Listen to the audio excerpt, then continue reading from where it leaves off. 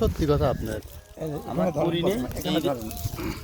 ভাই আপনারা দেখেন খরচ করছেন কিন্তু সেই অনুপাতে ওনার আশা অনুরূপভাবে উনি ফলন পাচ্ছে না, দাম পাচ্ছে না বাজারে গিয়ে। ওনার দাম না পাওয়ার কারণ হচ্ছে গিয়ে ওনার টমেটোটা কিন্তু বাজারে সেরা, কারণ ওনারটা কিন্তু বিষ দেওয়া নাই।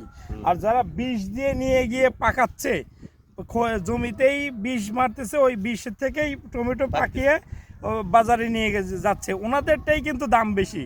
তো ভাই আপনাদের কাছে সচেতন হওয়ার জন্য বলতেছি, যাদের টমেটো দেখবেন যে একটু কম পাকা আছে তাদের টমেটোটা একটু কিনে খাবেন।